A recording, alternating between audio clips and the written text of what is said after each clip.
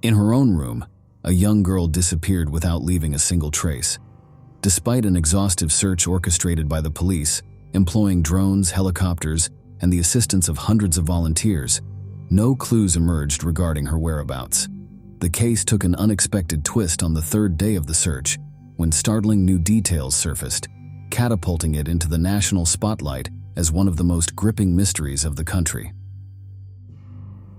Born on May 25, 2015, in the quaint town of Duncan, Oklahoma, Athena Strand's early years unfolded amidst the backdrop of her parents' divorce.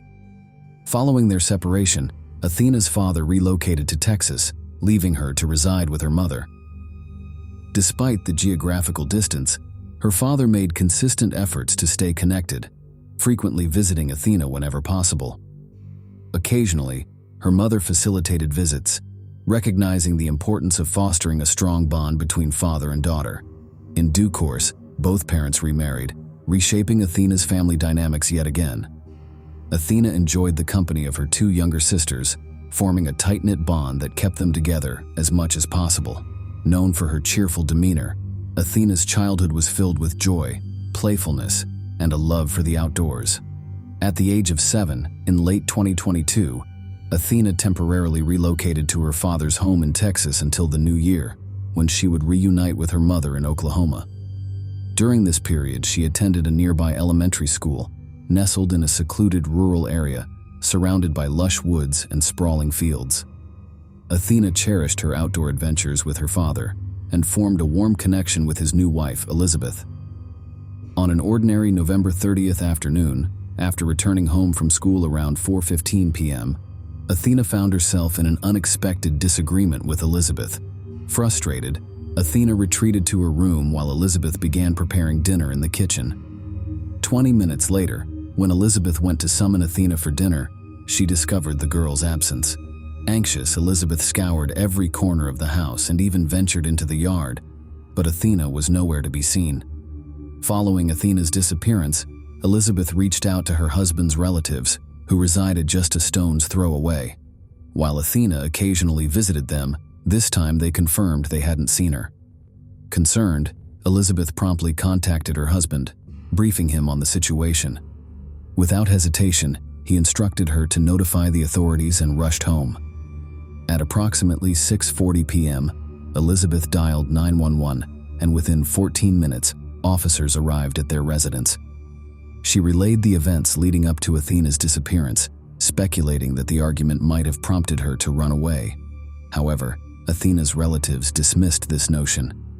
For one, Athena, being merely 7 years old, had never strayed far from home before. Moreover, with nightfall approaching, they reasoned that she would be frightened of the dark, making it unlikely for her to venture out alone.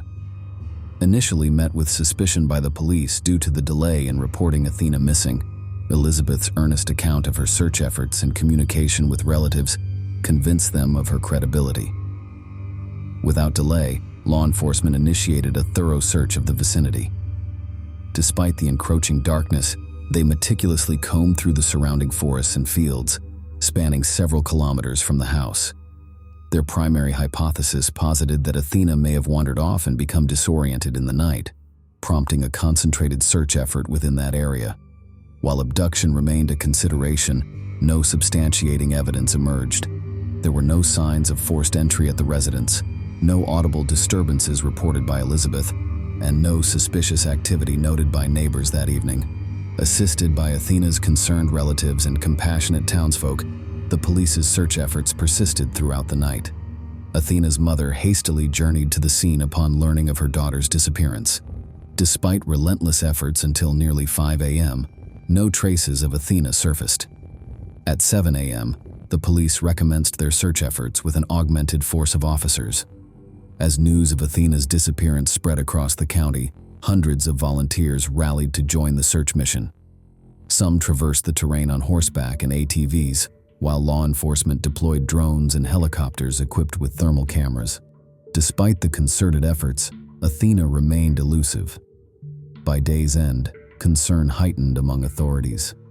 Mindful of the onset of winter's chill, despite Texas's southern locale, temperatures had plummeted to 50 degrees, posing a grave threat to Athena, who was clad in lightweight attire. Enduring such conditions would have been arduous for the young girl.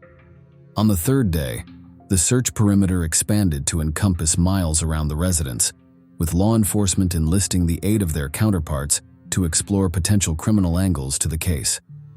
Despite the absence of initial evidence pointing to abduction, law enforcement increasingly questioned the plausibility of Athena leaving the house voluntarily. Despite combing through vast stretches of land in all directions, spanning several miles, the absence of any trace of the girl cast doubt on the notion of her covering such distances unnoticed. Investigators focused their efforts on identifying individuals present near Athena's residence on that fateful evening. However, the dense tree cover surrounding the house and its proximity to the main road posed significant challenges, compounded by the absence of surveillance cameras in the area. Nonetheless, a breakthrough emerged. It was discovered that on the same evening, a courier service had made a delivery to Athena's home. Investigators promptly contacted FedEx, only to learn that the delivery to the specified address had been outsourced to an external contractor. Subsequently, they liaised with the organization responsible for the delivery, successfully identifying the specific van that had visited Athena's residence. Fortunately, each of these vehicles was equipped with surveillance cameras, prompting authorities to swiftly request footage from November 30th. Upon reviewing the footage, investigators were confronted with deeply troubling visuals. The driver of the van appeared to be forcibly pulling a girl resembling Athena into the vehicle. Swiftly identifying the driver as 31-year-old Tanner Horner, authorities wasted no time in locating and apprehending him. Horner was promptly arrested on suspicion of abduction and escorted in for interrogation. Upon being presented with the damning video evidence, Horner provided an unexpected explanation. He recounted that on the evening in question, he had indeed made a delivery to Athena's residence. While maneuvering his van, he felt a jolt and proceeded to investigate the source. To his shock, he discovered the young girl lying on the ground, apparently struck by his vehicle. Miraculously, she appeared conscious and uninjured, engaging in conversation with him. Horner claimed that she even identified herself as Athena. Feeling uncertain about how to handle the situation, he succumbed to panic. In a moment of desperation, he placed the girl in his van, grappling with the dilemma before him. As she persisted in conversation, mentioning her intent to inform her father, Horner's anxiety only heightened. He found himself trapped in a quandary, fully aware of the potential legal repercussions if the girl were to disclose the incident to adults. Then, to the astonishment of investigators, he divulged a startling revelation. Horner admitted that in his distress he saw no alternative but to end her life. He recounted his futile attempt to break her neck and subsequently resorted to strangulation. After disposing of her body in a river near a neighboring town, he disclosed the precise location where he had left Athena. Though this explanation raised numerous questions for law enforcement, they followed his lead and tragically discovered her remains as he had described. The girl's tragic murder sent shockwaves, not only through her family, but also across the nation, garnering widespread media coverage. With the discovery of the body, Horner faced charges of abduction and murder. As investigators awaited the medical examiner's report, they delved into the perpetrator's background, seeking to unravel his motives. Horner's account of the events appeared incredulous. He claimed to have accidentally bumped the girl with his van, causing minimal harm, yet his reaction was to contemplate her death out of fear of losing his job. Such reasoning baffled authorities. Digging into Horner's life revealed a seemingly ordinary existence. He was in a committed relationship and had a child born a year prior to the incident. Alongside his job delivering packages, he occasionally drove for Uber. Additionally, he pursued a passion for music, performing with a band at various cafes in the neighboring city of Fort Worth. On social media, Horner's posts depicted a seemingly ordinary life, snapshots with his child, glimpses of his musical performances. Prior to his arrest, he had no prior run-ins with the law, and authorities uncovered no evidence to suggest him capable of such a heinous act. His online presence, just 2 months before Athena's death, showcased him enjoying time with his son and grandparents.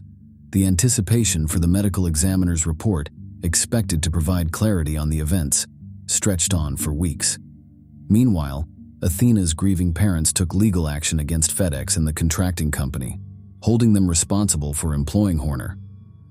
They called for heightened employee screening standards to prevent similar tragedies in the future. Adding to the tragedy, it emerged that the package Horner had delivered that fateful evening was a Christmas gift for Athena, a Barbie doll she had longed for. When the medical examiner's findings were revealed, further questions swirled around the case, deepening the sorrow surrounding the young girl's senseless death. The autopsy report revealed that the victim succumbed within the first hour of her abduction, bearing injuries of varying severity, with asphyxiation determined as the cause of death. However, the detectives' primary theory didn't align with the evidence. They suspected that Horner had abducted the girl with the intention of sexually assaulting her, yet medical experts found no indication of such abuse. This discrepancy baffled law enforcement, as the sexual motive appeared the most plausible. Doubt lingered over the credibility of Horner's account, lacking a coherent rationale. Speculation arose among investigators that perhaps the perpetrator initially harbored intentions of sexual assault, but veered off course due to unforeseen circumstances. The detective's account suggests that following a heated exchange between Athena and her stepmother, Athena ventured outside. Coincidentally, Horner arrived at the residence to drop off a package and spotted Athena in the yard. In this narrative, Horner seized upon the opportunity to act on his twisted desires, with Athena isolated near the house amidst trees and shielded from any observers. Horner could have employed deceit to coax her into his van, or resorted to force, potentially incapacitating her to facilitate her transportation into the vehicle. The subsequent events remain shrouded in uncertainty. Two predominant scenarios emerge as the most plausible explanations. In the first, Horner conceivably intended to abduct the girl to a remote location to carry out his heinous intentions. However, upon encountering resistance, whether Athena screamed or made a bid for freedom, fearing capture, Horner resorted to violence, resulting in her death. Subsequently, he disposed of her body in the river. The second version proposes an alternative narrative where Horner engaged in a barren behavior toward the victim that did not entail direct physical contact. In this instance, medical professionals would likely find no evidence of sexual assault. Before long, detectives stumbled upon an indirect and somewhat surprising clue, hinting at a potential sexual motive behind the crime. Horner's clean legal record prior to the murder was notably uncommon. Typically, individuals capable of such a deliberate act of violence have a history of lesser offenses. Over the course of several weeks, detectives painstakingly delved into Horner's background. They meticulously interviewed his relatives, friends, and associates in the hopes of uncovering any traces suggesting his involvement in prior criminal activities. Ultimately, a breakthrough emerged. Law enforcement successfully located multiple individuals who asserted that they had been victims of Horner's misconduct during their childhood. To safeguard the integrity of the investigation, the police withheld the identities of these individuals and refrained from divulging all the specifics of their ordeals. What is known is that one victim accused Horner of assaulting her 9 years prior. Furthermore, Horner faced charges related to 3 additional instances of sexual assault involving minors in 2013. At present, it remains uncertain whether these occurrences center around a singular child or 3 distinct individuals. Yet there's more to the story. One of Horner's targets had been vocal for years, recounting how he had assaulted her at the age of 16. She shared her ordeal on social media, striving to highlight Horner's perilous nature. Strangely, the perpetrator evaded repercussions and wasn't even under suspicion. The young woman who accused him lamented that her cries fell on deaf ears for years, with no one believing her account. Following Athena's tragic demise, these accusations garnered heightened attention, shedding light on the perpetrator's true nature and potential motivations. Consequently, Horner will now face separate legal proceedings for these 4 incidents, in addition to the trial for Athena's murder. Another noteworthy aspect, though seemingly insignificant in isolation, offers further insight into Horner's character within the broader context of his crimes. Following his public identification, internet users unearthed his TikTok account. Despite containing only a few videos, the most recent one, filmed weeks before the murder, captured Horner's reaction to a clip depicting someone trapping a bug in a glass and lethally poisoning it with a spray. Observing the bug's demise, Horner's countenance betrayed an unsettling aura, hinting at a potential enjoyment derived from the act of killing. If indeed he harbored sadistic inclinations, genuinely reveling in witnessing death, his narrative surrounding Athena's murder becomes even more dubious. Horner's assertion that fear of repercussions for a minor transgression drove him to kill her rings hollow when juxtaposed with the possibility of his sadistic nature. In anticipation of the trial, authorities announced their intent to pursue the death penalty. Despite this, Horner retained legal counsel who advised him to retract his confession and profess innocence. Yet, this strategy is unlikely to shield him from justice, given the damning evidence, including video footage from the van and Horner's detailed account of the crime scene. His culpability is glaringly apparent. Furthermore, the prospect of undisclosed evidence emerging during the trial looms, potentially further solidifying the case against him. It's highly probable that investigators discovered Athena's DNA evidence within the van and that genetic material from the perpetrator might have been gathered from her belongings and person. We can only observe the trial's progression and anticipate additional revelations as they unfold.